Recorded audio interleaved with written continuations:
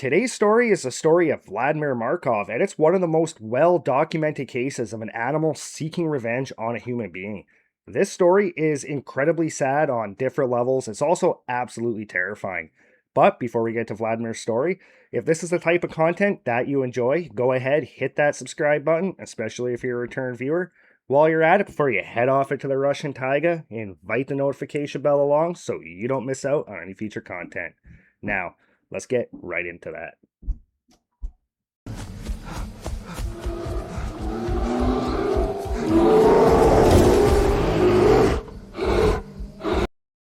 In 1997, 47-year-old Vladimir Markov was living in a small Russian community in the Russian taiga, which is this massive forest that spans from the rural mountains all the way to the east coast of Russia. And where he was living in the Primorye region was not too far away from Siberia. And things for Vladimir, his wife, and his daughter, they were very rough. They were living a real hand-to-mouth existence, and money for them was pretty scarce. See, Vladimir at one point, just like a lot of the other people in these small communities, depended on the Russian logging industry, which collapsed with the collapse of the Soviet Union in 1991. At that point, Vladimir, he was more or less forced to find a way how to make money for his family, and he took up hobby beekeeping so he could sell the honey, but he also took up hunting. Now, he would not just hunt the animals for their food, which they desperately needed, but he would harvest every part of the animal, their hide, their bones, their internal organs, and he would sell them on the black market. So Vladimir, in a way, he was a poacher, but he had a reason for doing so because he needed to provide for his family. He had no other means to do so. Now, for Vladimir to maintain this type of existence, to be able to provide for his family, it would take him multiple trips out into the Russian taiga, these extended trips away from home. And he ended up building this small cabin. It was a small homemade cabin. There were no windows along it. It had pretty much a door. He had a couple of holes drilled through different parts of this cabin so he could look outside, kind of use this cabin as well as a bit of a hunting blind. Then he had a shed where he would store his meat, he would store his tools. And when he would go out to this cabin, there were a lot of times he'd be gone for weeks on end. And again, because this was 1997 and he was not well off, there were no cell phones. So he had no real way to communicate with his wife and daughter back home, no way to communicate with his neighbors. So to basically keep himself from going crazy when he'd spend multiple weeks all alone in the Russian taiga, he would always take his three dogs with him. His three dogs, they were his best friends. He absolutely adored these dogs. They would accompany him on hunts.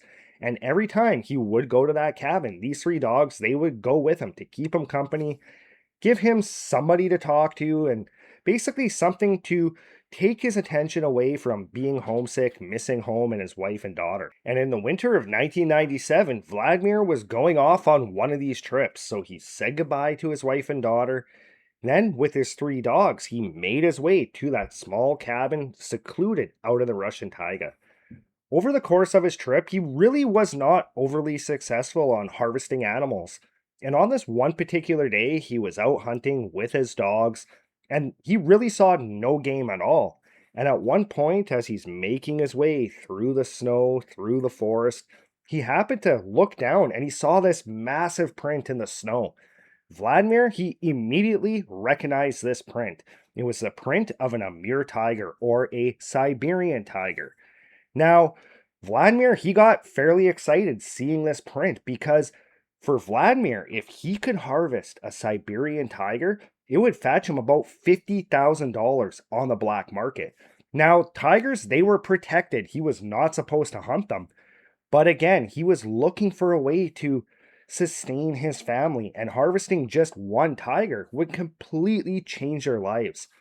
So Vladimir, he started making his way through the woods. He had his shotgun up to his shoulder. Now, in Russia at this point in time, having a firearm as a civilian was really not accepted. It was not allowed. Rifles, shotguns, any type of firearm, you needed a special license for them. And the Russian government, who wanted the civilian population to pretty much be disarmed, made the price of weapons incredibly expensive, well out of the reach of Markov, well out of the reach of majority of people living just like he was. So Vladimir Markov, he had an old shotgun, he had a couple of old rifles as well, and he maintained those old weapons. Now, ammo was also incredibly expensive, so he actually loaded his own rounds. And on this particular trip, he was carrying his shotgun with home loaded double-aught buckshot. So as he made his way through the forest, he had a shotgun up, he's scanning side to side, looking off into the trees for any sign of this tiger, and at the same time, glancing down, making sure he was still on his trail. At one point, he emerged from this cluster of bushes. There was a small clearing, and right in the middle of this clearing, what he saw immediately not only terrified him, but it also got him incredibly excited because just in front of him in this clearing was a Siberian tiger feeding on a wild boar. It was a fresh kill. He could see the steam coming off the boar. At this point, Vladimir started to raise his shotgun up, and one of his dogs actually charged towards the tiger. The tiger ended up taking a swat at this dog, ended up killing one of his three dogs, and Vladimir managed to squeeze a round off. He saw the tiger react to this shot. It turned, it ran into the woods, and Vladimir, he should have been excited because that's what he was going for. But at this point, he knew that he did not instantly kill this tiger. He would have to track this tiger into the woods. But more than that, he felt this immediate heartbreak of his dog being killed because, again, his dogs were his life. They were his best friend. They always accompanied him on those trips. So to see that one of his dogs was just killed was absolutely heartbreaking. Vladimir, he ended up looking around where he shot this tiger. He went off into the bush. He could see red in the snow, so he knew he hit it, but there was no sign of it anywhere. And at this point, he really did not want to continue pursuing a wounded tiger because Vladimir knew a tiger is incredibly dangerous, but when they're wounded, they're even more dangerous and they'll actually hold a grudge against somebody or something that's wronged them, and they will actually actively hunt them. So Vladimir, he wanted to kind of back out of that area, give the tiger time to die. He figured he would go back in a couple of days, harvest what he could from the animal, and make his family money. So he turned around, he walked back to that dead wild pig, to that hog. He harvested as much of the meat from this thing that he could, that the tiger had not consumed. Then him and his remaining two dogs, they set off towards that cabin. Now, Vladimir was about 11 kilometers away from this cabin, so it took him a long time to trek through the snow and the forest to make it home.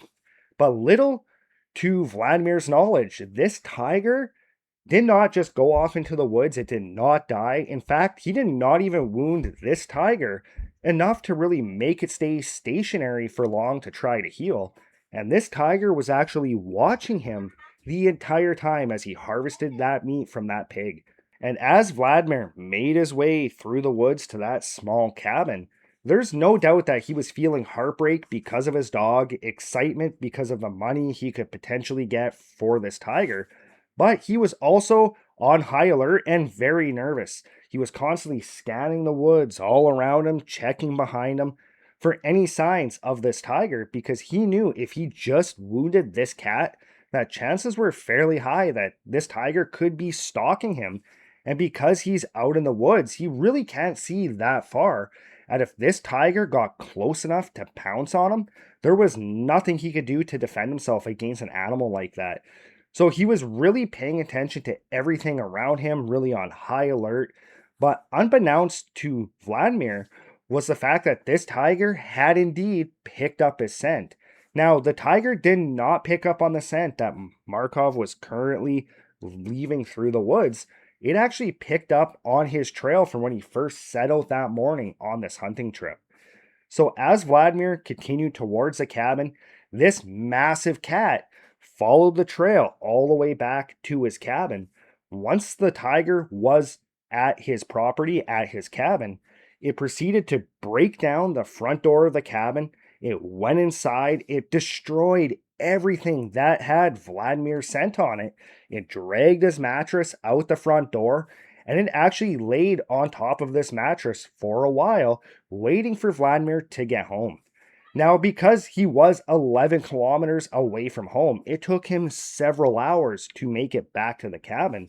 And at some point, this tiger basically gave up waiting. It got up off that mattress, it headed off into the woods. A little while later, Vladimir came out of the woods towards his cabin, and immediately he just completely froze. He saw his mattress lying in front of the cabin, he saw the destruction of everything around there, and he would have instantly known that this tiger had followed him home, and this had to have been the work of that tiger. Vladimir, at this point, he did not want to stick around. He had no idea where this tiger was.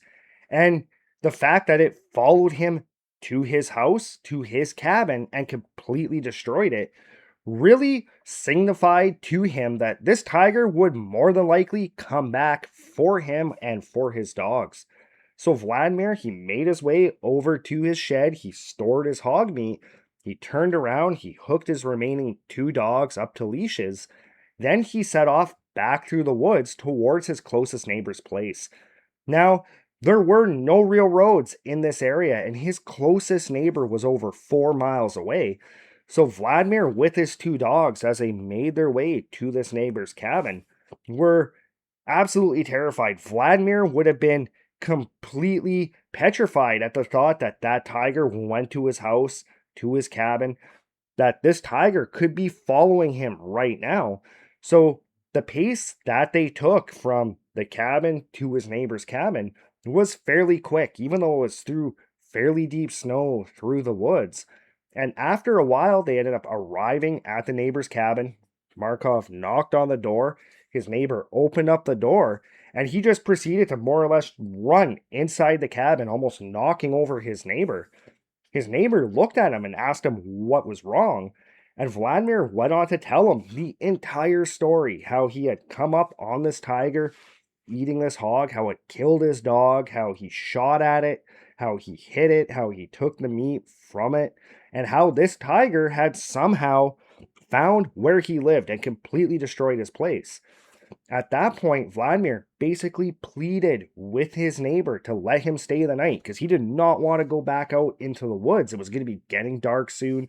There's this tiger that's actively hunting him, and his neighbor's like, "No, you cannot stay here, Vladimir. This tiger has marked you, it's imprinted on you. It's going to hunt you down until it kills you. You need to get as far away as possible. If you stay here, that tiger's going to come to my cabin.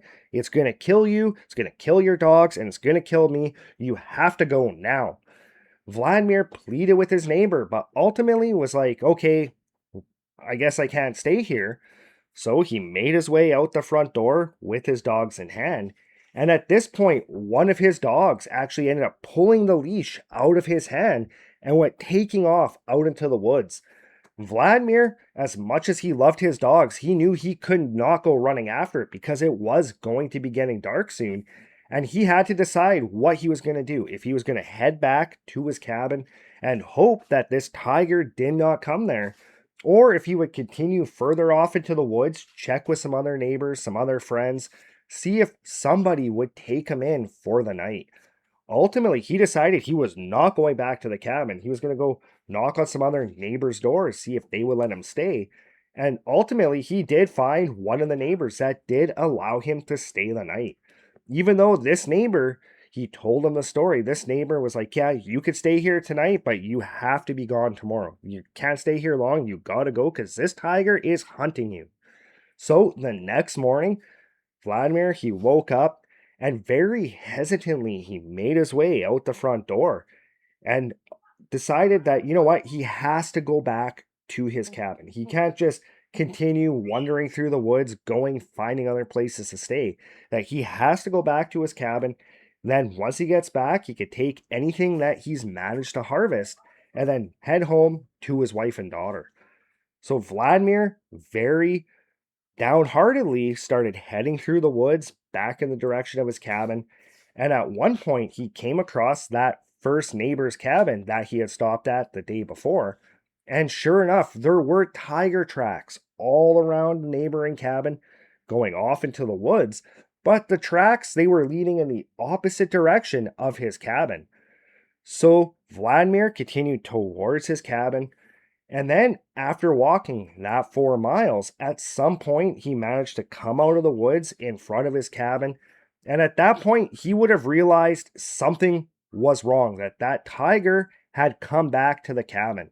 Because what he had told his neighbor that first day when he stopped there right after returning to his cabin was that this tiger had destroyed everything with his scent inside the cabin, but that this one big outdoor sink, his beehives, all that stuff was relatively untouched. And when Markov would have came out of the woods right by his cabin, he would have immediately seen that that shed where he stored that hog meat was completely destroyed. The outdoor sink was completely destroyed, and all of his beehives were knocked over, strewn all over the place. And at some point, Markov heard the sound of his dog, the dog that ran off that first day from his neighbor's cabin. He could hear this whimpering, this whining coming from inside the cabin, and he immediately would have recognized this sound as being his dog that ran off. So Vladimir, at this point, started running towards the cabin to go help his dog, when all of a sudden from inside the cabin, this massive tiger lunges out of the door, swats at his one dog, his remaining dog, almost immediately kills it. And before Vladimir had a chance to get his gun up, this tiger was on top of him. The tiger proceeded to viciously maul Vladimir. Then it dragged his body off into the woods where it started to consume it. A few days later, after nobody had heard from Vladimir, somebody had alerted the authorities that, Vladimir was missing. Nobody knew where he was. And investigators from a unit called Inspection Tiger, which was an anti-poaching unit, and they were also like this emergency response team that would go off and investigate tiger attacks, headed out. They ended up meeting up with the neighbor. The neighbor told them this story. And at this point, the lead investigator, a man named Yuri Trush, would have known that chances were that Vladimir was gone because this tiger was actively hunting him. But it was his job to go find out what happened and to basically, if this was a tiger attack, to find this tiger and kill it, because that's just what his job entailed him to do. So Yuri and his 3-man team, along with Yuri's dog, made their way from that cabin over towards Vladimir's. And as soon as they arrived at the cabin, Yuri knew this was not good. He saw the damage, he saw the destruction, and down in the snow, he could see red covering the entire ground, and he immediately recognized that redness as being blood, and he knew that chances were this was Vladimir's blood. So him and his team, they made their way to the cabin. The door was closed. Yuri, with his rifle in hand, pushes the door open, steps inside, and there's no sign of Vladimir. There's a dead dog on the ground. The inside of the cabin is absolutely destroyed. He steps back outside, and him and his team stood there for a minute trying to figure out what direction this tiger could have taken Vladimir. When all of a sudden his dog started acting really weird. It started running around in circles. It started whining. Then they hear this big, loud roar coming from deep inside the woods. And Yuri immediately recognized that roar as being the roar of an Amur tiger. And he knew that chances were, if they followed this roar in that direction, they would more than likely find Vladimir. So Yuri and his team and his dog started heading off into the woods. And they very quickly realized that, yes, indeed, this is not good. The snow was red, it was pink. They were following this trail. And at one point, not far from the cabin, they ended up finding Vladimir's remains. He was in 2 different piles. He was completely destroyed. They found some clothes. Really, all that was left of him was a foot still in his boot, some torn clothing, his femur, which was severely gnawed upon, and his skull, which had been licked clean of all the flesh. And Even though they could not identify Vladimir as Vladimir based on his remains, they knew that this was indeed Vladimir. After this, his team actually pursued this tiger further, and they ended up finding remains of another hunter that had been killed by this tiger. And he was killed more or less almost in the same way, except this tiger, when it killed this other hunter, it didn't drag his body off into the woods. It basically consumed him right where he killed him, which was very odd for a tiger because tigers will generally drag their prey away from the kill site, back to their lair, or to more of a secluded area, just so other predators, other tigers, can't come and claim their food. Yuri and his team, upon investigating this situation further, heard rumors of this tiger being spotted by this small community not far away. And a couple of members of this community actually reported actually physically seeing this tiger. There were tiger tracks all around it, and that's what a lot of people were reporting. But a few members actually reported seeing this tiger. Yuri's team, Inspection Tiger, ultimately ended up killing a tiger, and they were positive this was a tiger that had killed Vladimir and had killed that other hunter because when they did a necropsy on this animal, they actually found human flesh inside of its teeth, and on the backside of this tiger, they found a wound from double-aught buckshot from Vladimir's rifle. This story is one of the most documented cases of an animal pursuing a human being in an act of revenge. It stalked Vladimir for over 48 hours from the time that he first shot at it and took that meat. And it just goes to show that nature can be incredibly unpredictable. Now, an interesting thing about this entire case is the fact that a lot of the people in that area really strongly believe that tigers well mark an individual, and Yuri himself, that lead investigator, was told by a bunch of members of the community where they had the reports of seeing this tiger that even though he killed this tiger, that he's been marked by it and he needs to get out of that area because if he stays around, one day a tiger will hunt him down and kill him. Well, that's it for Vladimir's story. Thanks for joining us. If this is content that you enjoy, go ahead, hit that subscribe button. If you want to, at the same time, I put a link in the description below for my main channel. It's called Dark Wilderness, where I tell encounters with the unexplained. But until next time, I'll see you next time.